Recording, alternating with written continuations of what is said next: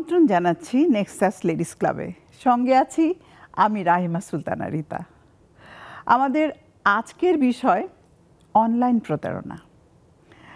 বিষয়ে যাওয়ার আগে আমি যেটা করব, আমাদের স্টুডিওতে বরাবরের মতোই আজকে রয়েছে দুইজন অতিথি, আমার অত্যন্ত প্রিয় মানুষ দুইজন। প্রথমে আমি পরিচয় করিয়ে দিচ্ছি, আমাদের মরিয়ম আক্তার মৌ, আইনজীবী। কেমন আছেন? জি আপু ভালো, আপনি ভালো আছেন? আমি ভালো আছি। আর আমাদের সঙ্গে আছে আরেকজন খুবই মিষ্টি, আমার অত্যন্ত প্রিয় অতিথি, সে হলো উল্কা হোসেন। কেমন আছেন? আলহামদুলিল্লাহ ভালো আছি। আপনিও আমার অনেক প্রিয়। আসলে সত্যি কথা বলতে কি, আজকে এই লেডিস ক্লাবে আসতে পেরে আমার ভীষণ ভালো লাগছে। আর সবচেয়ে ভালো লাগছে যে আমি সঞ্চালক হিসাবে এসেছি। লেডিস ক্লাব আমার একটা প্রাণের অনুষ্ঠান, শুধু আমার না, অনেকেরই, মানে আমাদের প্রত্যেকেরই একটা খুবই এমন একটা জায়গা যেখানে আমরা প্রাণ খুলে, মানে মনের যা কিছু আছে সব কিছু আমরা এখানে শেয়ার করি একজন আরেকজনের সাথে, মানে ভালোবাসা বলা যায়, সব কিছুই আমরা এই জায়গাটার মধ্যে পাইও।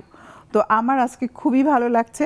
তো আমি প্রথমেই আমি মৌ আপনার কাছেই জানতে চাচ্ছি আপনার কর্মজীবন কেমন চলছে, আর আইনজীবী মানে এই পেশাটা কেন বেছে নিলেন, এটাই জানতে চাচ্ছি। আচ্ছা আপু, আমার কর্মজীবন আলহামদুলিল্লাহ খুবই ভালো যাচ্ছে। একটু বলে নেই, আমি পেশায় আইনজীবী, পাশাপাশি আমি শিক্ষকতায় আছি একটি বেসরকারি প্রাইভেট ইউনিভার্সিটিতে। তো সেখানে আমি যেটা এখন পিএইচডি করছি জাহাঙ্গীরনগর ইউনিভার্সিটিতে, সো আমি স্টাডি লিভে আছি। তো সেজন্য আমি বিভিন্ন কোম্পানিতে লিগ্যাল অ্যাডভাইজার হিসেবে গাইড করছি। তো আমার অ্যাডভোকেসিতে আসার মেন রিজনটা আপনি জিজ্ঞেস করছিলেন। সো এখানে আসার আসলে খুব বেসিক কারণ যদি ছোট করে বলি, যে মানুষকে খুব সহজে উপকার করা যায়, মানুষের কাছে যাওয়া যায়, প্রবলেমগুলোকে ফাইন্ড আউট করা যায়। সো যেটা হয়তো অন্য প্রফেশনের মানুষজন করতে পারে, বাট সলিউশনটা কিভাবে হবে সেটাকে বুঝে উঠতে পারে না। সেজন্যই অ্যাকচুয়ালি আমার বেসিক্যালি আইনজীবী হওয়া আর কি। খুব সুন্দর, আপনার উদ্দেশ্যটা অতি মহৎ, আমার কাছে খুব ভালো লেগেছে। আর আসলে বাংলাদেশের বিশেষ করে মেয়েরা আইন সম্পর্কে অনেক কিছুই জানে না, তাদের লিগ্যাল কি আছে তারা কিন্তু নিজেরা একদমই জানে না।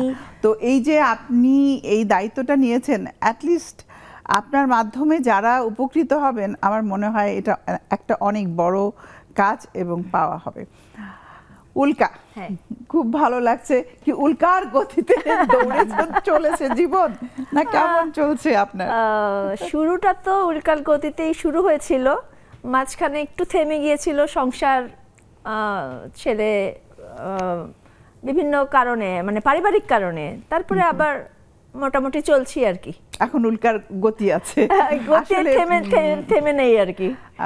উল্কা আমার অত্যন্ত কাছের একজন মানুষ, ওনার হাজবেন্ড, পারিবারিকভাবে আমরা ঘনিষ্ঠ, ওনার সম্পর্কে আমি মোটামুটি জানি। তো এখন কি কি করা হচ্ছে উল্কা? আমি তো ওই দুইটা কাজই করি, গান করি আর বিজ্ঞাপনে কাজ করি।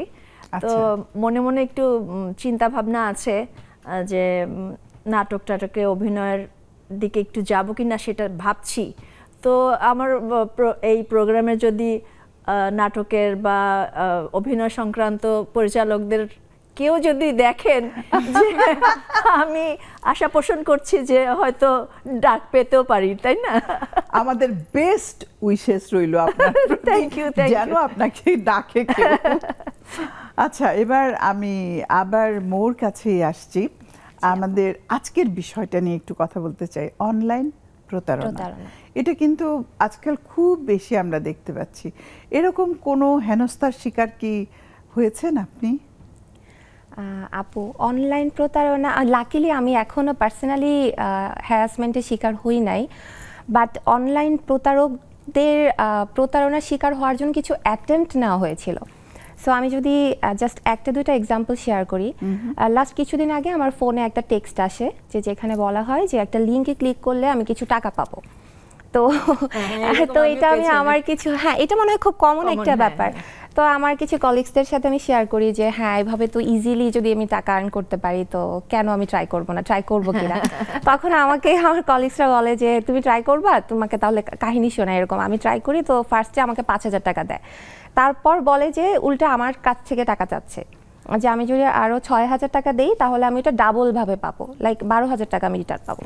তো তখন আমি আর আগাই নাই। তো এখন তোমার ডিসিশন যে তুমি কি করবা। আমি বললাম যে না, আমি জাস্ট একটু তোমাদের সাথে এমনি ফান করছিলাম, যে আমি তো বুঝে গেছি টাকা ইনকাম করা তো এত সহজ না।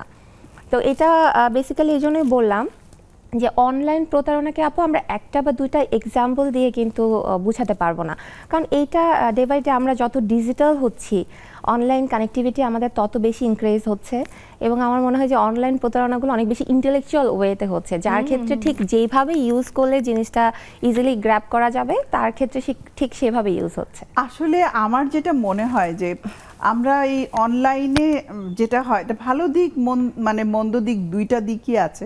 তো দুটো দিকের মধ্যে যেটা হয় যে আমাদের অনেক কিছু ওপেন হয়ে যায়, মানে এই অনলাইনের মাধ্যমে আমাদের সম্পর্কে জানতে পারছে কে আমরা কি করছি, কোথায় আছি।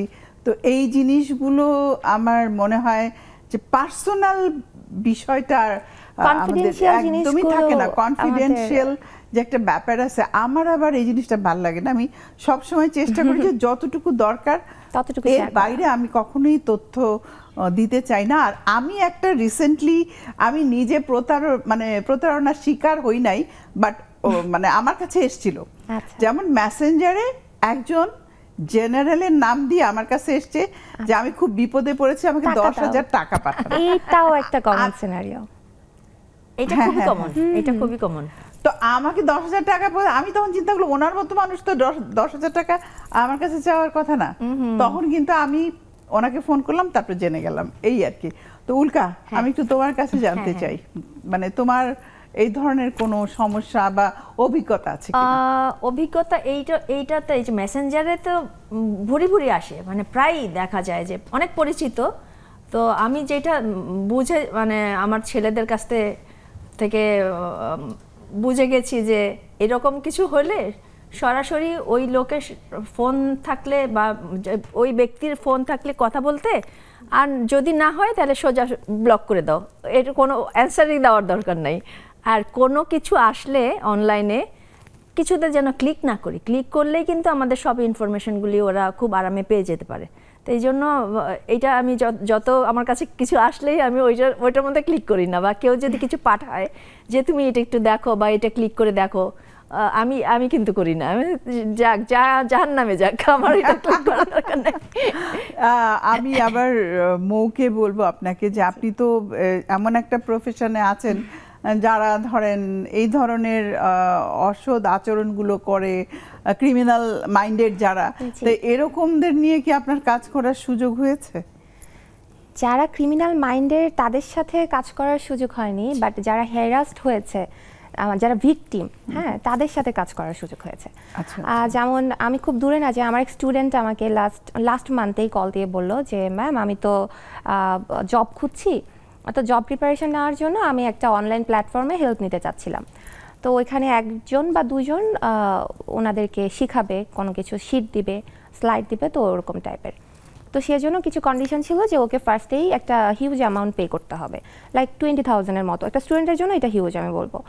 তো সে ওই অ্যামাউন্টটা দেওয়ার পর থেকে ওই পার্সনকে আর খুঁজে পাচ্ছে না।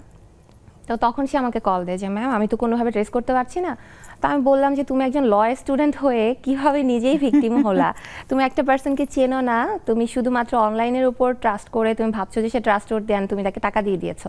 তো তখন বললাম যে ইন ফিউচার আমাদের অ্যাকচুয়ালি আপনি যেটা বললেন যে আমি এই প্রফেশনে আছি, আমরা বলি স্টুডেন্টদেরকে, হ্যাঁ আমার কিছু টিপস দিলে ভালো হয়, যেগুলো মানে তারা যারা ভিকটিম তারা যেন সতর্ক হয়ে যেতে পারে, তারা তাদের অ্যাওয়ারনেস ক্রিয়েট করার জন্য। অ্যাকচুয়ালি আপু এখানে সবার আগে যেটা করতে হবে, আপনি যেটা বলছিলেন যে কনফিডেন্সিয়াল কিছু আমরা কাউকে শেয়ার করব না। অনলাইন প্ল্যাটফর্মগুলোতে ওদের মেইন টার্গেট থাকে টিনেজরা, যারা অনেক বেশি গেমিং করে। তো গেমিং করার জন্য আপনারা জানেন যে ওদের কিছু পার্টনার থাকে। সো ওরা দেখা যায় যে না বুঝে অনেক কনফিডেন্সিয়াল জিনিস শেয়ার করে ফেলে, যেটা আমি বলবো যে কখনোই করো না। তুমি একটা পার্সনকে চেনো না, জানো না, শুধুমাত্র অনলাইন বা সোশ্যাল মিডিয়াতে কমিউনিকেশন থ্রুতে তুমি অনেক কিছু হয়তো শেয়ার করে ফেলছো, যেটা নিয়ে ইন ফিউচার তোমাকে ব্ল্যাকমেল করা হতে পারে, হ্যাঁ, বা হ্যারাস করা হতে পারে। তো এইটা একটা টিপস থাকবে। আরেকটা থাকবে যে অ্যাওয়ারনেস, কারণ অনেক বেশি কনসিয়াস হলেই শুধুমাত্র ওই যে আপু যেটা বলছিলেন যে যা কিছু হয়ে যাক আমি লিঙ্কে ক্লিক করব না, হ্যাঁ, সো এরকম লিঙ্ক আসবে, কারণ তোমাকে যাদেরকে এরকম টার্গেট করা হয় ওদের নেসেসিটিগুলো কি সেটা কিন্তু আগে জেনে বুঝে তারপরে তাকে ওই জিনিসটা নিয়ে টার্গেট করা হয়। আপুকে হয়তো একটা ভিডিও লিঙ্ক দিতে পারে যে হ্যাঁ এটা একটা নাচের ভিডিও, তো আপু হয়তো এটা না বুঝে ক্লিক করে ফেললেন যে হ্যাঁ একটু দেখি ভিডিওটা কি, আমি হয়তো অনেক কিছু শিখতে পারবো। সো এই জিনিসগুলো আমরা যেন না করি। খুবই মানে আমি মনে করি খুবই উপকারী কিছু টিপস আমরা পেলাম। তো আমাদের Thank you. সময় হয়ে গেল নেক্সাস লেডিস ক্লাব থেকে ছোট্ট একটা বিরতি নেওয়ার। কোথাও যাবেন না, আমাদের সঙ্গেই থাকুন।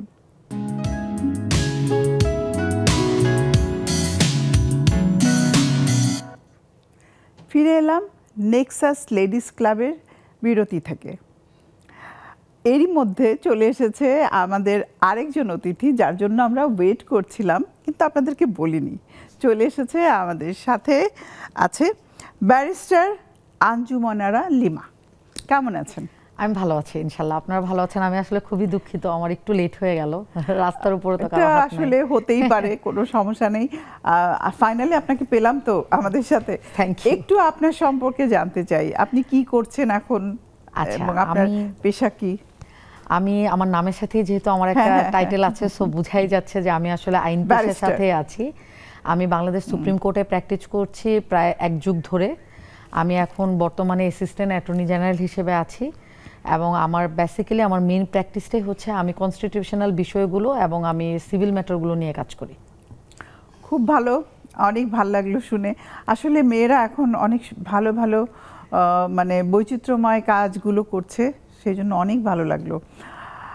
আমি কিন্তু আমার জুমের বন্ধুদের অনেক মিস করছি। বহুদিন পরে আজকে আমি আপনাদের প্রিয় অনুষ্ঠান প্রাণের আয়োজন নেক্সাস লেডিস ক্লাবে এসেছি। আশা করব আমাদের পাসওয়ার্ড দেওয়া আছে, আপনারা জুমে জয়েন করেন এবং আমাদের সাথে মন ভরে আড্ডা দিন। একটা মজার জিনিস খেয়াল করেছেন আপা? আমি মাঝখানে একজন শিল্পী, আমার দুই পাশে 2 আইনজীবী। ভালো তো, গুড কম্বিনেশন। আমাকে দুইজন সেভ করে রাখবে। হ্যাঁ, আপনি ফুলি প্রোটেক্টেড। আচ্ছা, আমরা তো অনেক একটু কঠিন কঠিন কথাই শুনলাম, তো আমার মনে হয় একটু উল্কার গান শুনি। উল্কা 4 লাইন গান শুনতে চাই। ওকে, আমি শ্রদ্ধা আলাউদ্দিন আলী স্যারের একটা গান, এইটা আমরা করেছিলাম আমি যখন ছোটদের অনুষ্ঠান করতাম তখনের, অনেক যুগ আগের। এইটা খুব সম্ভব 82 বা 83-র একটা গান, দেশের গান। এটা ওনার লেখা এবং ওনার সুর করা। তো এটা আমি রিসেন্টলি আবার নতুন করে রেকর্ড করেছি, কারণ আমার মনে হচ্ছিল যে আমার পুরনো গানগুলি আবার নতুন করে রেকর্ড করে আমার নিজের কাছে রাখা, এইটা এই জন্য করা। তো ওইখান থেকে আমি দেশের গানটা 4 লাইন করছি। হ্যাঁ, খুবই মিষ্টি একটা গান। সবুজ তো অনেক দেশে হয়, কার সবুজে চোখ ফেরালে দৃষ্টি থেমে রয়। আমি শুধাই যখন সবাই আমায় তোমার কথা কয়, সবুজ তো অনেক দেশে হয়। চমৎকার, খুব সুন্দর, খুব ভালো হয়েছে। আসলে দেশের গান তো খুবই ভালো লাগে, মিষ্টি ছিল। তো এবার আমি আপনার কাছে একটু জানতে চাই, আমাদের আজকের যে টপিকস অনলাইন প্রতারণা, যারা ভিকটিম তাদেরকে নিয়ে কাজ করেছেন কিনা, বা আপনি কোনো প্রতারণার শিকার হয়েছেন কিনা? ও আচ্ছা, এটা খুবই মজার একটা বিষয়। হ্যাঁ, বিষয়টা আজকে আমরা যেটা সিলেক্ট করেছি, আমার মনে হয় আপনারা যেটা করেছেন সেটা খুবই যুগোপযোগী একটা বিষয়। কারণ এখন এআই এর যুগ চলে আসছে, তারপরে চারপাশে আমরা 100% অনলাইনের উপরে ডিপেন্ডেন্ট। তো সব কিছু মিলে আসলে এই বিষয়টা নিয়ে আমরা যত বেশি বলবো, যত বেশি প্রচারণা হবে, মানুষ কিন্তু তত বেশি সচেতন হবে। কারণ এমন নতুন নতুন ওয়েতে আসলে মানে ক্রাইমগুলো হচ্ছে বা অফেন্সগুলো হচ্ছে, এগুলো কিন্তু আসলে প্রথমে বোঝার কোনো উপায় নেই। আপনি একটু আগে যেটা বললেন যে আমি পার্সোনালি আমার নিজের লাইফে কোনো অনলাইন প্রতারণার শিকার হয়েছি কিনা, সেটা খুবই হাস্যকর যে আমি হইনি, কিন্তু আমাকে একটা ক্যারেক্টারের মাঝখানে রাখা হয়েছে। দেখা গেল যে যেহেতু আমি সোশ্যাল মিডিয়াতে খুব বেশি অ্যাক্টিভ, আমি সবসময় একটু বলার চেষ্টা করি আইনের বিষয়গুলো নিয়ে। সো কেউ একজন আমার পার্সোনাল প্রোফাইল পিকচার বা আমার পার্সোনাল কিছু ছবি তারা ট্যাগ করে, মানে এটা কিন্তু আসলে একটা সিন্ডিকেট, সবসময় কিন্তু এগুলো একটা সিন্ডিকেট ওয়াইজ হয়। তো দেখা গেল যে আমি ওদের একটা গল্প থাকে, সেই গল্পের একটা ক্যারেক্টারই আমি ছিলাম। মানে আমাকে গল্প হিসেবে রেখে আমার ছবি ইউজ করে, আমার নাম ইউজ করে, শুধুমাত্র আমার কণ্ঠে আরেকজন কথা বলে সেখান থেকে টাকা রিকভারি করেছে। ও বাবা, ও মাই গড। মানে খুবই ভয়ঙ্কর ব্যাপার। তারপরে একটা সময় পরে যে যেই মানুষটার সাথে এটা হচ্ছিল, কোইন্সিডেন্টলি সে আমাকে আবার অনলাইনে খুঁজে পেয়েছে। মানে তার কোনো একটা পয়েন্টে যে তার সন্দেহ হয়েছে যে না, এটা মনে হয় আমি ভুল করছি, তখন সে আমার ছবিটা গুগলে দিয়ে খুঁজে বের করে আমাকে খুঁজে বের করাটা খুব ডিফিকাল্ট না, যেহেতু অনলাইনে বা আমি বিভিন্ন টিভির প্রোগ্রামের সাথে অনেক বছর ধরেই আছি।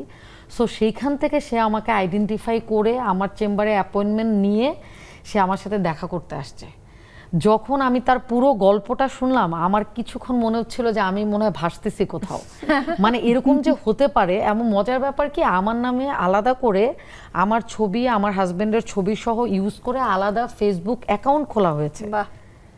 সেই অ্যাকাউন্টের থেকে ওই প্রতারণাগুলো হচ্ছিল এবং একটা ভালো অঙ্কের টাকা ওইখান থেকে রিকভারি করা হয়েছে।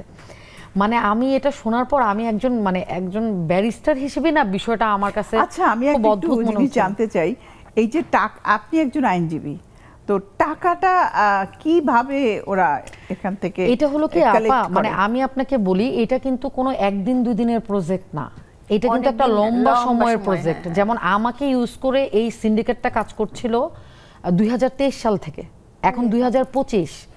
এর মধ্যে একটা গল্প যে ছেলেটা ইঞ্জিনিয়ার, তার সাথে সে তার মেয়ে বিয়ে দিবে, ফোনে আরেকটা মেয়ের সাথে কথা বলায় দেয়া, দেন মেয়েটা অসুস্থ বা মেয়েটার অ্যাডমিশন ফি লাগবে, বা মেয়েটার ফ্যামিলিতে মেয়ের বাবা অ্যাক্সিডেন্ট করছে, এখন ইমার্জেন্সি আইসিইউর বিল দিতে হবে। একটা পুরো একটা গল্প, একটা উপন্যাসের মতো সাজিয়ে না এটা স্লটে স্লটে নেওয়া হয়। মানে এরকম না যে একসাথে আপনার কাছ থেকে 1 লাখ টাকা নিয়ে নিল। আমি তো এখন আজকে বন্ধের দিন, আমার বাবা অ্যাক্সিডেন্ট করছে, আমি তো এখন মানে আইসিইউর বিল দিতে পারছি না, আমি তোমাকে সামনের সপ্তাহে দিয়ে দিব, আচ্ছা তুমি আমাকে এখনই কিছু পাঠাও। ব্যাপারটা এরকম। তো একটা মানুষ যখন আসলে কোনো না কোনোভাবে এই সিন্ডিকেটের গল্পের ভিতরে ঢুকে যায়, তখন কিন্তু সে কিন্তু ফিউচার দেখা শুরু করে, যে আমার ফিউচার ওয়াইফ হবে বা আমার ফিউচার এটা, আমার ফিউচার রিলেটিভ হবে, আমি কেন ওদেরকে একটু হেল্প করব না, ওরা বিপদে পড়ছে। মানে ব্যাপারটা কিন্তু এরকম।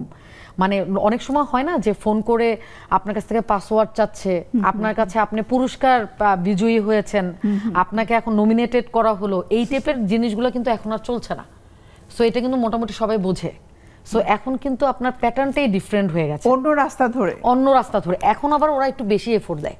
মানে আগে একটা গল্প সাজায়, গল্পে বাবা মা থাকে, ভাই থাকে, তারপরে ভাইয়ের ফ্রেন্ড থাকে, এরকম গল্প অনেকে থাকে, ইন্টেলেকচুয়াল এফোর্ট, পুরো ইন্টেলেকচুয়াল এফোর্ট। হ্যাঁ, এবং এটার জন্য ওরা কিছু কিছু তো অবশ্যই যে মোবাইলের ডাটা খরচ করছে, নতুন করে একটা আইডি ক্রিয়েট করছে, আমার ইয়া থেকে ছবি নিয়ে ওইখানে আবার পোস্ট করছে, এডিট করে। এটাও তো একটা মানে এফোর্টের ব্যাপার। মানে পুরো বিষয়টা একটা গল্পের মতো, সবাই গল্পতে জাস্ট রোল প্লে করছে। তো এই জিনিসটা আপা আমার যেটা মনে হয়েছে সেদিন ঘটনাটার পর, যে আমি সামহাও কোনো কারণে হয়তো বা আমি একটু পরিচিত চেহারা বা পরিচিত ফেস হওয়ার কারণে কিন্তু সেই লোকটা আমাকে রিচ করতে পেরেছে, আমাকে পর্যন্ত আসতে পেরেছে। কিন্তু আমি যদি ওরকম পরিচিত কেউ না হতাম, তাহলে কিন্তু সে আরো একটা লম্বা সময় ধরে সে কিন্তু প্রতারিত হওয়ার পরে সে বুঝতে পারতো যে আমি প্রতারিত। সিম বন্ধ, সবকিছু বন্ধ, আপনারা খুঁজে পাচ্ছেন না। এটা আমাদের এখন সচেতন হওয়ার সময় এসে গেছে। আমার মনে হয় প্রত্যেকেরই সচেতন হওয়া উচিত। আচ্ছা, এবার আমি আরেকটা সাইডে যাব, অনলাইনে, যেটা এখন খুব বেশি চলছে, অনলাইন কেনাকাটা। মানে এখন আর কেউ বাজারে যেতেই রাজি না, তেল লবণও অনলাইনে অর্ডার করে নিয়ে আসছে। তো এইখানে প্রতারণার আমি আপনার কাছে একটু জানতে চাই, কিভাবে শিকার আপনি কি হয়েছেন কখনো?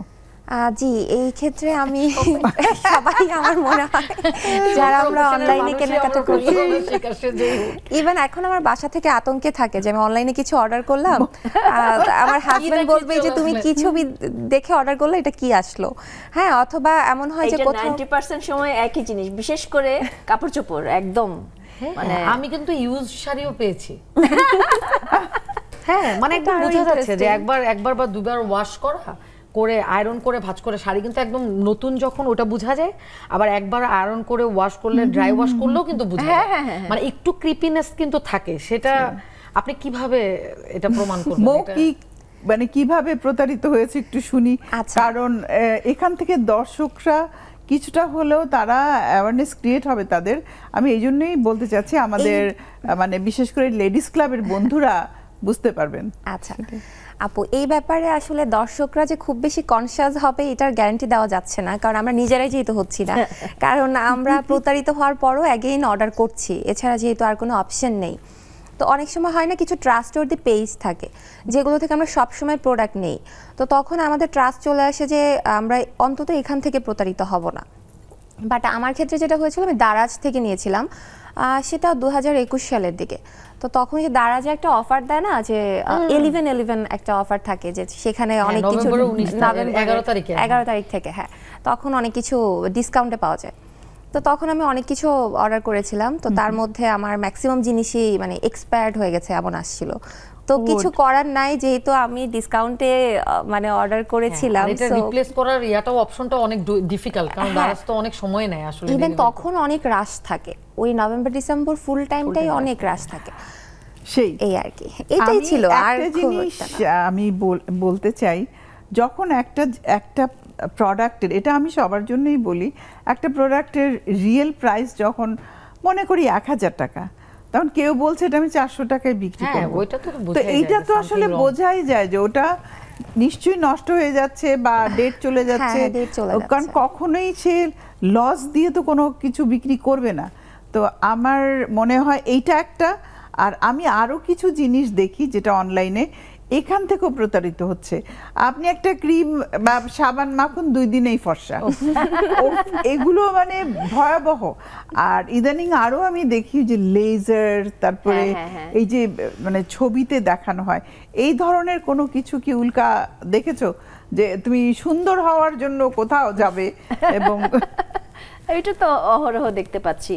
আর কখনো কি না, আমি এইটাতে ইউজড হও নাই কখনো? না হইনি, কারণ হলো যে আমার অতিরিক্ত ফর্সা মানুষ ভালো লাগে না। আচ্ছা, আর আমার যেটা মনে হয় উল্কা আপা, এখানে যে ফর দ্য ভেরি বিগিনিং, শুরু থেকেই তো কনসেপ্টটা ভুল, যে সুন্দর হয়ে যাবেন, সুন্দর হওয়া মানেই ফর্সা হওয়া মানে সুন্দর হওয়া, কনসেপ্টটাই কিন্তু ভুল। তো এটাতে যেটা হয়, আমার মনে হয় যে এই টাইপের অ্যাড যারা করে বা এই টাইপের পেজ প্রমোশন যারা করে, তারা আসলে টার্গেটেড, মানে তাদের টার্গেটেড কনজিউমার আমরা না, ওদের মতো সাদা। হ্যাঁ, ওদের টার্গেটেড এরিয়া কিন্তু ডিফারেন্ট। ওরা ওই টাইপের মানুষদেরকেই টার্গেট করে, তাদেরকে ওরা প্রতারিত করতে পারে এবং ওইটা ওদের জন্য ইজি। আমাদেরকে কিন্তু টার্গেট করে ওরা আসলে প্রমোশনটা করে না। আরেকটা জিনিস দেখছি ইদানিং, খুব ফুডের, এত ফুড ব্লগিং করা হচ্ছে, বিভিন্ন রেস্টুরেন্টে খাওয়া হচ্ছে, তারপরে তার খাবার নিয়ে অর্ডার করা হচ্ছে। খাবার নিয়ে কি আপনারা খাবার অর্ডার করে কখনো দেখেছেন যে আসলে যেটা অর্ডার করেছেন সেটা পাননি একেবারেই? সেটা কি ধরনের একটু জানতে। একটা কাচির একটা ছিল, পেজ ছিল, তো আমার নাম নাই বলি, নাম দরকার, কারো ক্ষতি করার দরকার। তারপরে মানে অর্ডার আসার পরে দেখলাম যে ওইটার মধ্যে মাংস যতটুকু থাকার কথা সেটার কাছাকাছিও নাই, আর ওই হাড় দিয়ে চর্বি দিয়ে ভরানো। তো এটা তো একটা ওয়ান কাইন্ড অফ প্রতারণা, তাই না? তো আমি তো প্রতারিত হলাম, তো খেতে পারলাম না, তো টাকাটা নষ্ট হলো। এইটা খাওয়ার মধ্যে অনেক এরকম, বেশিরভাগই থাকে এরকম, আসলে পচা জিনিস থাকে, মানে গন্ধ হয়ে গেছে, ওই রকম জিনিসও পেয়েছি আমি, এরকম নষ্ট হয়ে গেছে। কিন্তু একটা পজিটিভ সাইড আছে। আমি যেহেতু আইনের মানুষ, আমি তো অবশ্যই আইনগত দিকটাই দেখব। আমাদের কিন্তু এই বিষয়টাতে আমার মনে হয় আমাদের ভোক্তা অধিকার আইন যেটা, এটা কিন্তু খুব অ্যাক্টিভলি কাজ করে, এটা কিন্তু কাজ করে, বাট আমরা অনেকে কিন্তু জানি না। আমি সেদিন একটা বার্গার অর্ডার দিয়েছি, আর সাথে ফ্রাইস ছিল। তো ফ্রাইসটা খাওয়ার পর, যেহেতু আমি রান্নাতে মোটামুটি ভালো, রিতাপা জানে এটা, তো ফ্রাইসটা করেছে কি ডাবল ফ্রাই করেছে। ডাবল ফ্রাই করলে তো এটা টেস্ট আলাদাই হয়ে যায়, বোঝাই যায়, দেখলে হাইজেনিক থাকে না। তো এখন যেটা হয়েছে যে আমাদের মতো যারা আছি আমরা, আমাদের বয়সী সবাই কিন্তু একদম সাথে সাথে ওই জিনিসটা করতে পারে না। আমি পরে আমার ছেলেকে বললাম যে এটা কেউ কমপ্লেন করো তো আব্বু, বলে আম্মু এটা তো সাথে সাথে করা উচিত ছিল, তুমি প্যাকেট খুলে যখন দেখছো তখন ওইটা প্যাকেটের ছবি তুলে ওদের কাছে দেওয়া উচিত ছিল। আমি বলছি এই জিনিসটা তো আমার জানা ছিল না, তো আমি যদি ওইটা তখন জানতাম তাহলে আমি ওই জিনিসটা করে রাখতাম। আর এই জন্য ইয়াং ছেলে মেয়েরা কিন্তু এইসব ব্যাপারে অনেক সচেতন আমাদের চাইতে আমাদের। আর এই বিষয়টা কিন্তু আসলে অনেক বেশি পাবলিকলি প্রচার হতে হবে, কারণ এখন যেটা হয়েছে আপা, মানে আমাদের বর্তমান যুগের এত বেশি হ্যাট্রিক প্রেসার সবার, আমরা কিন্তু না চাইলেও আমরা কিন্তু কোনো না কোনো ভাবে অনলাইনের উপরে আমাদের ডিপেন্ডেন্ট হতেই হয়। দেখা গেল যে আপনি একটা ছোট্ট জিনিসের জন্য আপনি কয় ঘন্টা রাস্তায় পড়ে থাকবেন, তো আপনি অনলাইনে অর্ডার দিলেন, বাসায় এসে পৌঁছায় দিল। সো এটার ব্যাপারে আমরা এমন না যে আমরা অনলাইনে শপিং করব না, কেনাকাটা করব না, কারণ এটা হলে আসলে আমরা সার্ভাইভ করতে পারবো না। এই যুগে এসে একটা অ্যাওয়ারনেস ক্রিয়েট হবে, যাতে আমরা যদি অ্যাট লিস্ট প্রতারিত হই, প্রোটেস্ট যদি করি, তাহলে আর এটা হওয়ার এটার জন্য আপা যেটা হবে কনজিউমারদেরকে জানতে হবে। এই আমাদের গল্প আরো চলবে, আড্ডা আরো চলবে। সময় হয়ে গেল আমাদের নেক্সাস লেডিস ক্লাব থেকে ছোট্ট একটা ব্রেক নেয়ার। ব্রেক নিয়ে ফিরে আসছি আপনাদের প্রিয় অনুষ্ঠান নেক্সাস লেডিস ক্লাবে। জুমে যারা জয়েন করেন নাই, প্লিজ জুমে জয়েন করুন, অনেক দিন আপনাদেরকে দেখি না। ফিরে আসছি এখনই।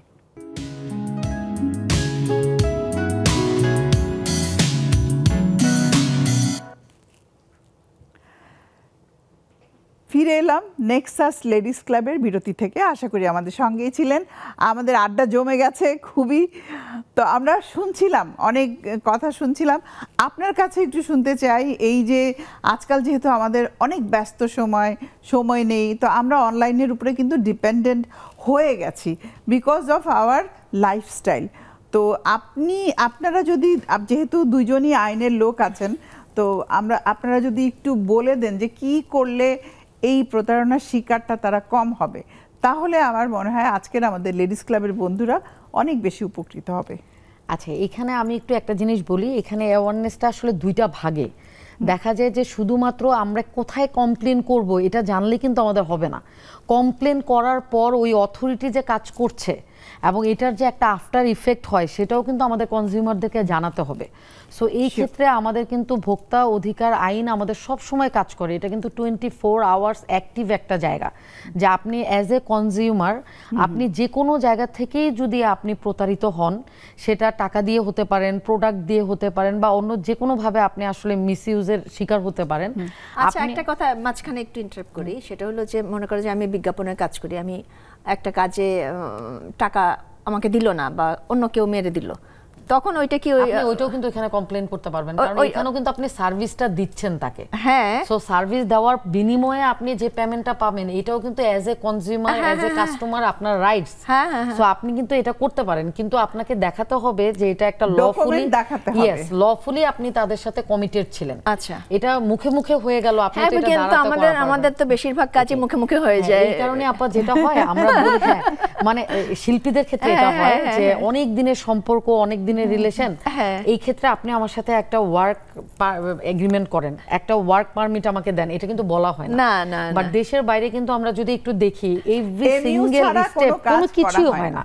ইভেন আপনার বাসায় যদি কোনো কন্ট্রাক্টর এসে যদি আপনার ইয়ার কাজ করে, প্লাম্বিং এর কাজ করে, তার সাথেও কিন্তু আপনাকে একটা ওয়ার্ক পারমিট দিতে হয়। আমাদের মনে করো যে আমরা যে কাজ করি 90% কিন্তু আমরা রিলেশনের উপর, আমাদের কোনো কন্ট্রাক্ট নাই। আর একটা দুইটা ব্যাংক বা বড় কোনো ব্র্যান্ডের কাজ যখন করি, কিন্তু উল্কা এই তুমি যে কথাটা বললে যে কাজ করেছি, পারিশ্রমিক পাইনি, বলেছে দেয়নি, এই জিনিসটা আমি কিন্তু অনেক শুনি।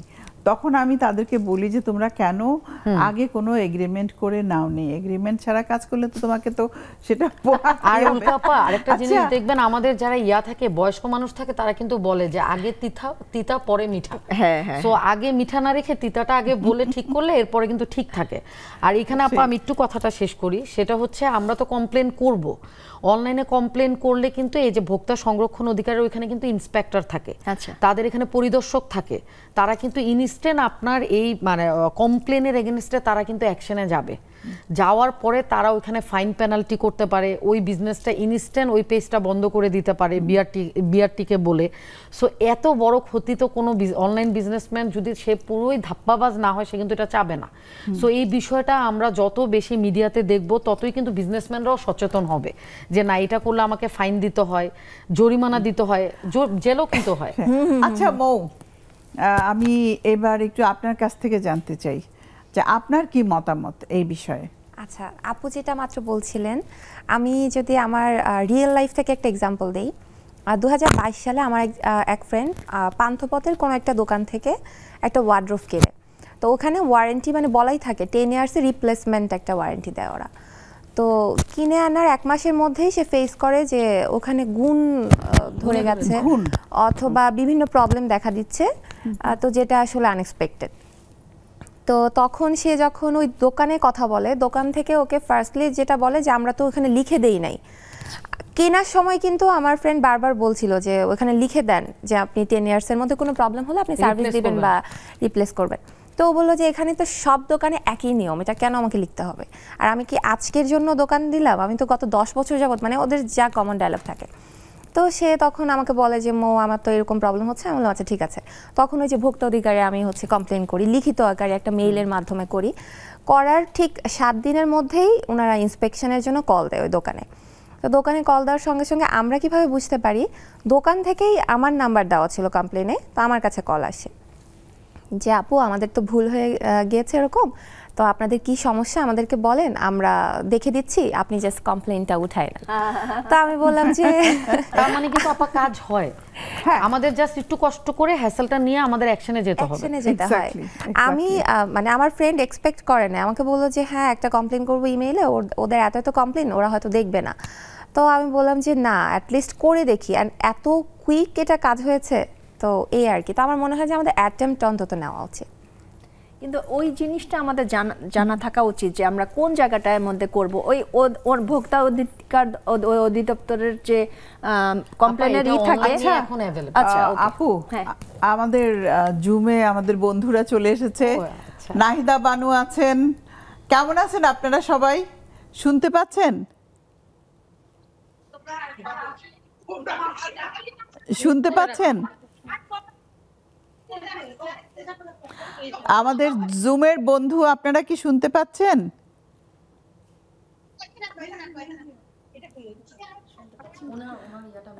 শুনতে পাচ্ছেন না, কিন্তু পাচ্ছেন না।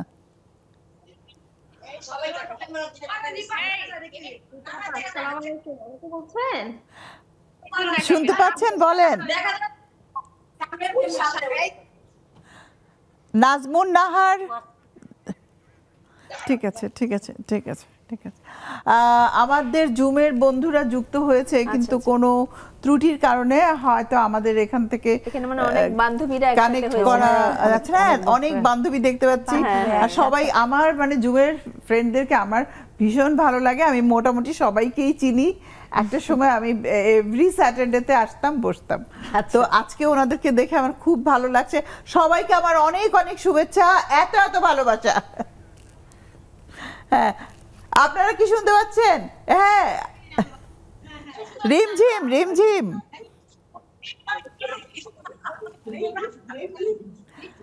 রিমঝিম, অনেক ভালোবাসা, অনেক অনেক। আমরা আবার স্টুডিওতে ফিরে আসছি। আসলে লেডিস ক্লাবটা এমন একটা জায়গা, এখানে সবাই কিন্তু তাদের প্রত্যেকের যে প্রবলেমগুলো সেগুলো আমাদের কাছে তুলে ধরে। তো আমরা আবার ফিরে আসছি।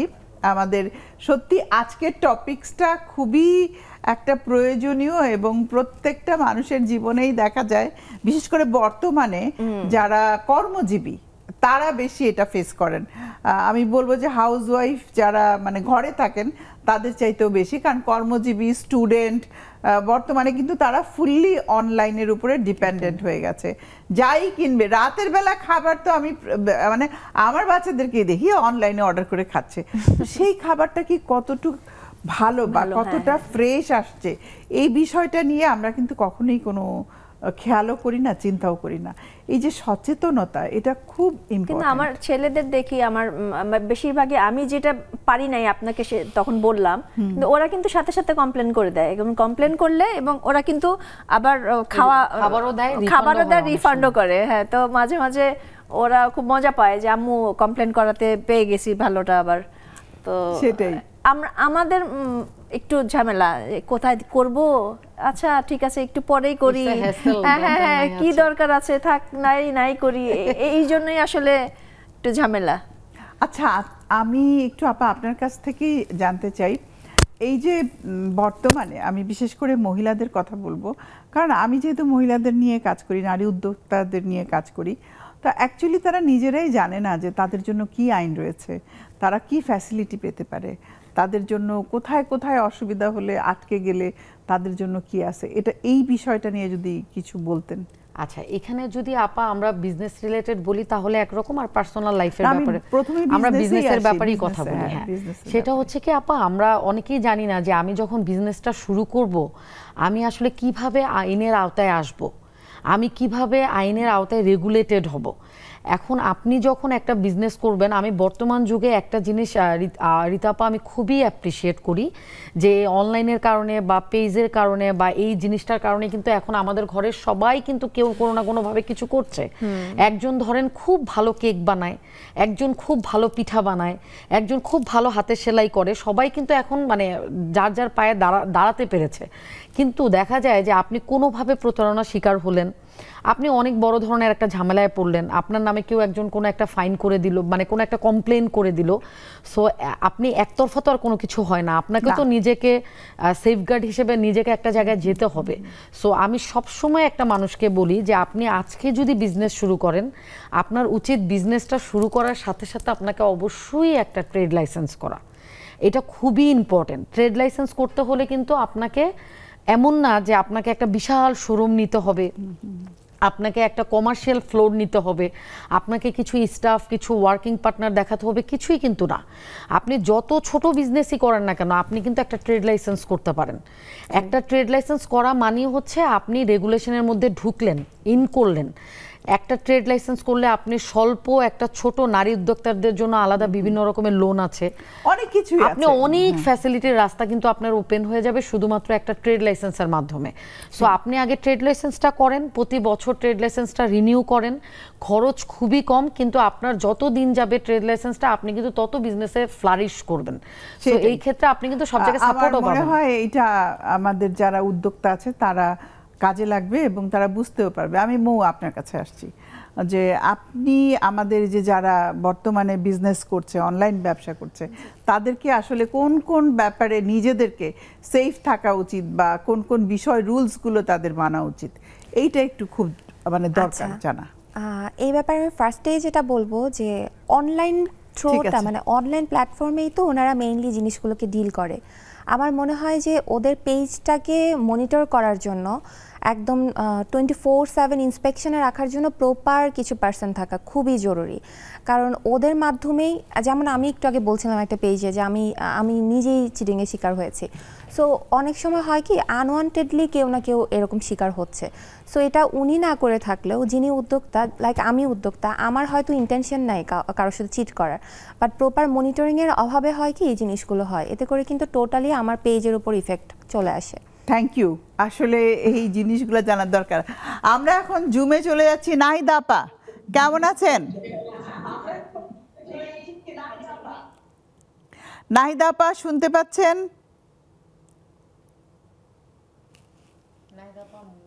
জি আপু, আসসালামু আলাইকুম, শুভ সন্ধ্যা। এখন শোনা যাচ্ছে, তাও তো অল্প। আচ্ছা, এখন শুনতে পাচ্ছেন? ভালো আছেন তো? হ্যাঁ ভালো আছি, আপনাকে দেখে আরো ভালো লাগছে। কেমন আছেন বলেন, সবকিছু কেমন চলছে? খুব ভালো লাগছে আপনাকে দেখে। হ্যাঁ আমারও খুব ভালো লাগছে। মানে আপনাদের কাছে আসতে পারলে আমার এমনিতেই মন ভালো হয়ে যায়। হাসিনা আপাকেও দেখতে পাচ্ছি বহুদিন পর।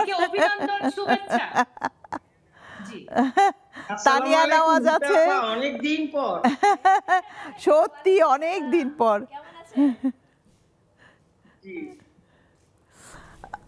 হ্যাঁ, এখন থেকে বারবার দেখতে চাই, আপনাকে বারবার দেখতে চাই, অনেকদিন মিস করেছি আপনাকে। আমিও মিস করেছি, প্রত্যেকের সাথে মিস করছি। আচ্ছা আচ্ছা, স্মৃতি, রিমঝিম, একটু অনেকজনকে দেখতে পাচ্ছি আমি একসাথে, 5 জনকে এক ফ্রেমে। কেমন আছেন আপনারা? একটু আনমিউট করতে হবে, মিউট আছে।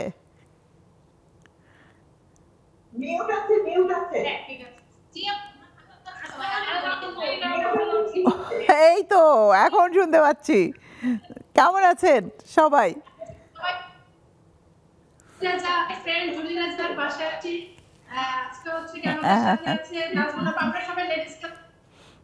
সেই ধন্যবাদ আপনাদেরকে। তানিয়া আপা কেমন আছেন?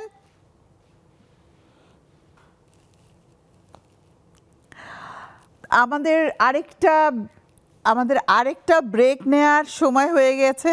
ব্রেক থেকে এসে আমাদের জুমের বন্ধুদের সাথে জমিয়ে আড্ডা দেব। প্রিয় দর্শক, সময় হয়ে গেল আমাদের নেক্সাস লেডিস ক্লাব থেকে ছোট্ট আরেকটা বিরতি নেয়ার। আশা করি আমাদের সঙ্গেই থাকবেন।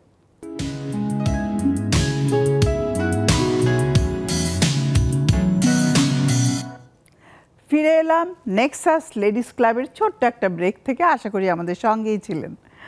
আমি ছিলাম হলো আমার জুমের অত্যন্ত প্রাণের প্রিয় বন্ধুদের সাথে। আমি একটু হাসিনা আপার সাথে কথা বলতে চাই। ও হাসিনা, প্লিজ। ওয়ালাইকুম স্যার। হাসিনা, অনেক মিস করেছি সত্যি। আমি প্রত্যেকটা জুমের মেম্বারকে, আমাদের বন্ধুদেরকে আমি অনেক মিস করেছি। আজকে শুধু এসছি তোমাদেরটা নেই। সবাই ভালো আছো?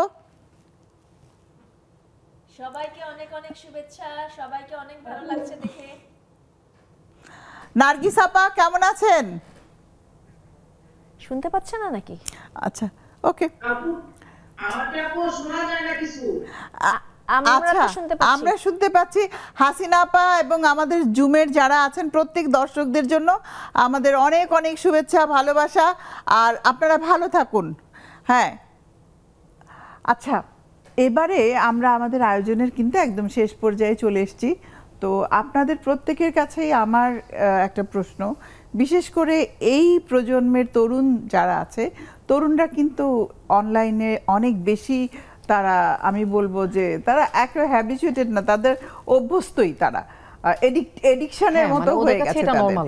একদম। তো ওদের যদি কিছু আপনি জানতে, ওদের সম্পর্কে একটু টিপস প্রথমেই আমি আপনার কাছ থেকে জানতে চাচ্ছি। মৌ। আচ্ছা, আমি খুব শর্টলি বলবো, আপুরা হয়তো আরও অনেক কিছু অ্যাড করবে, যে তোমরা মানে তরুণ প্রজন্মের কথা যদি বলি, যে এখন দেখা যায় যে আমরা যখন কোনো গ্যাদারিংয়ে যাই, আমরা একটু কথা বলি, আমাদের প্রবলেমগুলো শেয়ার করি, কিন্তু এখনকার জেনারেশনে যারা ছিল, মানে যারা আছে, তো তারা হচ্ছে কোথাও গেলেও সারাক্ষণ ফোন নিয়ে থাকে। ওরা ইন্টারনেটে এত বেশি অ্যাক্টিভ থাকে, এবং এতে করে হয় কি, ওরা কিন্তু অ্যাকচুয়ালি অনেক বেশি একা বা লোনলি ফিল করে। কারণ ওরা যার সাথে কমিউনিকেট করছে একটা ফেক মানে ফেস, হ্যাঁ, তাকে হয়তো কখনো চিনে না, জানে না, বা যেটুকু শেয়ার করা উচিত তার চেয়ে বেশি শেয়ার করে ফেলছে। সো আমার মনে হয় যে এই ব্যাপারে অনেক কনসিয়াস থেকে নিজের কনফিডেন্সিয়ালিটিগুলোকে নিজের মধ্যে রাখা উচিত, এতে করে নিজেকে সেভ করা পসিবল। ধন্যবাদ। উল্কা, একটু শুনতে। আমার ছেলেরা তো বড় হয়ে গেছে, এই জন্য আমি ওইভাবে ফেস করি না। আর আমি যেটা দেখে অভ্যস্ত যে ওরা যথেষ্ট বুদ্ধিমানই বলতে পারি, কারণ ওরা আজ পর্যন্ত দেখি নাই কখনো এরকম প্রতারিত হয়েছে বা অনলাইনে।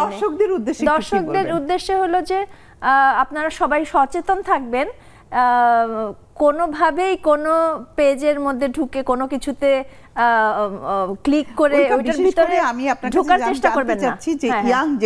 ইয়াং জেনারেশন তো এমনিতেই অনেক স্মার্ট, আমার ধারণা। আমাদের চাইতে তো 100 টাইমস ওরা কিন্তু হলো যে তারপরও কিছু কিছু আছে বোকামি করে ফেলে, ওই বোকামিটা যেন না করো সেটা খেয়াল রাখতে হবে। আঞ্জুমান আরা, আপনার কাছে জানতে চাই। আমি আপা মইয়ের সাথে একটু অ্যাড করে বিষয়টাকে আমি শেষ করতে চাই। সেটা হচ্ছে, আমি যেহেতু একটা লম্বা সময় ধরে প্র্যাকটিস করি, আমার ইয়াং জেনারেশনদের ব্যাপারে আমি মোর মতো একই কথা বলবো, যে আসলে আমাদের রিয়েলিটিটা মাথায় রেখে চলা উচিত। আমাদের ইয়াং জেনারেশনের বাচ্চারা কিন্তু এখন যে কোনো গ্যাদারিংয়ে, যে কোনো গেট টুগেদারে এরা কিন্তু একটা ভার্চুয়াল জগতে তখনও থাকে। কিন্তু আমাদের যে বেসিক প্রবলেমগুলো সেটা আমার একজন ফ্যামিলি মেম্বার, আমার রিলেটিভ বা যাকে সোজা কথা আপা আমি ধরতে ছুতে পারি, সে যেভাবে সলভ করবে আমার ভার্চুয়াল জগতে কিন্তু সেটা পসিবল না। এইটার কারণে দেখা যায় যে বাচ্চারা লোনলি হতে হতে ওরা ভার্চুয়াল জগতের একটা ক্যারেক্টারের সাথে এত বেশি সব কিছু শেয়ার করে ফেলে যে জিনিসটা কিন্তু অবশ্যই ইয়াং জেনারেশনের বাচ্চাদের উচিত না। কারণ আপনি এখানে দেখবেন যে 99%ই কিন্তু তারা এই শেয়ারিংটা করতে যেয়ে তারা কিন্তু ব্ল্যাকমেলের শিকার হয়।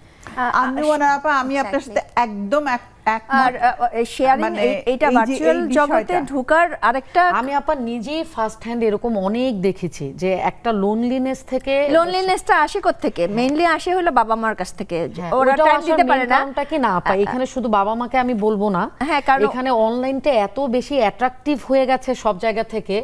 আমরা যারা একটু সচেতন বাবা মা, আমরাও কিন্তু বাচ্চাদেরকে একটু কোয়ালিটি টাইম দিতে চাইলেও বাচ্চারা কেন জানি আমি দেখলাম বর্তমান যুগের বাচ্চারা না খুব একটা পছন্দ করে না, মানে ওরা ওদের ওই কমফোর্ট জোনটাতেই থাকতে চায়। এবং আমরা কিন্তু দেখলাম যে অনেকগুলো বাচ্চারা, বিশেষ করে কিন্তু আপার টিনেজ বয়সের বাচ্চাগুলো সো রিস্কি, ওরা কিন্তু অনেক ব্ল্যাকমেলের শিকার হয়। এখন আপা আমাদের তো দায়িত্ব ওদেরকে ওখান থেকে বের করে নিয়ে এসে একটা মানে সোশ্যালাইজ করা, যেটার এখন খুবই মানে পারিবারিক বন্ধনে রেখে। তো এই জন্য আমার মনে হয় পরিবারেও এমন কিছু হওয়া উচিত। আপনাদের কি মনে হয় যে পরিবারে কি করলে তারা ফুল টাইম সোশ্যাল মিডিয়াতে না থেকে কিছুটা সময় মানে পরিবারের সাথে থাকবে? এই ক্ষেত্রে আপা আমার যেটা মনে হয় যে আমরা বাচ্চাদেরকে স্পেসটা আর একটু বেশি দেয়া দরকার। কেন দেয়া দরকার? কারণ আমি ভেরি রিসেন্ট আমি কিছু ক্লায়েন্টদের ক্ষেত্রে দেখেছি যে বাচ্চারা একটা ভুল করে একটা ব্ল্যাকমেলের শিকার হয়ে তার বাবা মা, তার ফ্যামিলি মেম্বাররা যেন বিষয়টা না জানে, সেটা যেন ধামাচাপা দিতে পারে, এটার কারণে কিন্তু বাচ্চারা আরো বড় বিপদের দিকে চলে যাচ্ছে। সো সেই ক্ষেত্রে আমাদের বাবা মাদেরকে আরো বেশি ওয়াইড মেন্টালিটির হয়ে তাদেরকে স্পেস দিতে হবে, আর ফ্রেন্ডের মতো হতে হবে। এবং বাবা মাদেরও একটা কিছু বিষয় জানতে হবে। আমি অনেক বাবা মাকে দেখেছি যে এরকম একটা ভুল বাচ্চারা করে ফেলার পর বাবা মারা না বাচ্চাটাকে এমন ভাবে হ্যামারিং করতে থাকে যে তুমি কি করে ফেললা, এখন কি হবে, আমি সোসাইটিতে মুখ দেখাবো কিভাবে, ওকে বলবো কিভাবে। কিন্তু আমাদের বাবা মাকেও বুঝতে হবে যে ও যেটা করেছে সেটা তো মাত্র শুরু। আপনি এখনই যদি তাকে জোজোর ভয় দেখান যে সোসাইটিতে কিভাবে মুখ দেখাবা, তাহলে বাচ্চাটা তো আরো ভুল করবে। তোমাকে বলতে হবে, আপনাকে বলতে হবে বাচ্চাকে যে বাবা তুমি যা করেছো, আমার সন্তান ভুল করেছো, এর চেয়ে বড় ভুল করার আগে চলো আমরা সমাধান করি। উল্কা, তোমার তো দুটো ছেলে আছে, বয়স কত তাদের? আমার বড় ছেলের 37 ইয়ার্স, আচ্ছা, আর ছোটটার 32। আমি বলি, এখন জিজ্ঞেস করেন যে তোমার বয়স কত? না করবো না, জিজ্ঞেস করলে আমি একটা মজার উত্তর দিব। বয়স কত? আমার 35। মনের বয়সের কোনো সংখ্যা নেই, এটা আপনি যেখানে ফিক্স থাকতে চান সেখানে। আমি 35 এ ফিক্স থাকতে চাই। মনের বয়স তো ম্যাক্সিমাম 16 তেই ফিক্স থাকতে চাই। না 16 বেশি ছোট হয়ে যায়। 16 তো থাকতে চাই। 16 বেশি ছোট হয়ে যায়। 16 তে না 25 এ থাকতে চাই। আপা আপনার সাথে আমার মিল আছে, আমি 25 এ থাকতে চাই। মানে এটা হলো একটা ম্যাচিওর বয়স, মানে বেশি ছোটও না, কেউ বলতে পারবে না তুমি একদম বাচ্চা বলো না। এখন আমি 35 এর কম তো বলতে পারি না, কারণ আমার ছেলের সাথে সেটাই। আল্লাহ। আচ্ছা আপা, আপনি কি কোনো আবৃত্তি বা কিছু করেন? হ্যাঁ আপা, আমি কিন্তু একটা সময় আপনার কাজটাই করতাম। সো আপনি আমাকে এখন কিছু বললে এটা একটু ডিফিকাল্ট হয়ে যাবে, কারণ একটা লম্বা সময় ধরে আমি উপস্থাপনার সাথে ছিলাম। আচ্ছা, মানে এখনো বিভিন্ন প্রোগ্রামে আমি আসলে উপস্থাপনা করেন। আচ্ছা তাহলে উল্কা, আরেকটা গান শুনি। আরেকটা গান? আচ্ছা, কি গান করব বলেন? আধুনিক গান করি। মানে দেশের গান তো শুনলাম। আমি শ্রদ্ধেয় সাবিনা ইয়াসমিনের একটা মিষ্টি একটা গান করি। আমি রজনীগন্ধা ফুলের মতো গন্ধ বিলিয়ে যাই, আমি মেঘে ঢাকা চাঁদের মতো জোছনা ঝরিয়ে যাই, আমি গানে গানে প্রাণের যত বেদনা লুকাতে চাই, আমি রজনীগন্ধা ফুলের মতো গন্ধ বিলিয়ে যায়। ধন্যবাদ, চমৎকার, অনেক ভালো হয়েছে। আমাদের সময় একেবারেই শেষ পর্যায়ে আমরা চলে এসেছি। জাস্ট খুবই ছোট করে, আমাদের হাতে মাত্র 1 মিনিট আছে, একটু যদি কিছু বিশেষ করে আজকের যে টপিক ছিল সেই বিষয়ে কিছু যদি আপনারা সবাই বলতেন। আমি আচ্ছা ঠিক আছে, আমরা মৌ শুরু করি। আচ্ছা, মৌ থেকে। খুব ছোট করে যদি বলি, আজকের টপিক আমরা অনলাইন প্রতারণাকে কমিয়ে আনতে পারবো শুধুমাত্র যদি আমরা সচেতন হই। সবার আগে সচেতন হতে হবে। আমরা অনেক কিছু জানি বাট অনেক কিছু মানি না, তো সেটাকে মানতে হবে। Thank you. উল্কা। হ্যাঁ, আমার মনে হয় যে টিনেজ বাচ্চাদের বাবা মাকে একটু বেশি সচেতন হতে হবে, কারণ ওরা অনেক কিছু বোঝে না। তো ওদের প্রোটেক্ট করার জন্য ওদের মানে একদম ফ্রেন্ড হয়ে গেলে সবচেয়ে ভালো হয়, তাহলে ওরা প্রতারিতটা একটু কম হবে, যেহেতু এসে বলতে পারবে যে বাবা বা মা আমি এটা করেছি। ওকে, হ্যাঁ হ্যাঁ, ধন্যবাদ উল্কা। একটু আপনার কাছে শুনতে আমি একটা কথাই বলবো যে একটা দেশের আইন শৃঙ্খলা বা একটা দেশের যে কোনো কিছু আসলে ডিপেন্ড করে তার নাগরিকদের সচেতনতার উপর। সো আমরা সবার আগে ফোকাস করব যে আমাদের নাগরিকরা কিভাবে সচেতন হবে। ধন্যবাদ আপা, আমাদের সময় একদম শেষ হয়ে গেছে। আপনাদের 3 জনকে অসংখ্য ধন্যবাদ, আর জুমে যারা আছেন তাদেরকে অসংখ্য ধন্যবাদ, ভালোবাসা। আপনারা ভালো থাকুন, শুভকামনা প্রত্যেকের জন্য। আজকে আমাদের নেক্সাস লেডিস ক্লাব থেকে আমি রাহিমা সুলতানা রিতা আজকের মতো বিদায় নিচ্ছি। আশা করি আপনারা ভালো থাকবেন। একটা জিনিস কি, আমাদের পরিবেশ পরিস্থিতি যতই অস্থির করে তুলুক, চেষ্টা করতে হবে সেখান থেকে বেরিয়ে এসে নিজেকে সুস্থ, সুন্দর এবং আনন্দে রাখতে হবে। আর তার জন্য দরকার সবচেয়ে বেশি যেটা প্রয়োজন, নিজেকে ভালোবাসা, নিজেকে ভালো লাগানো। তাহলে আপনি এবং আপনার পরিবার সুরক্ষিত। দেখা হবে আবারও, আনন্দে থাকুন।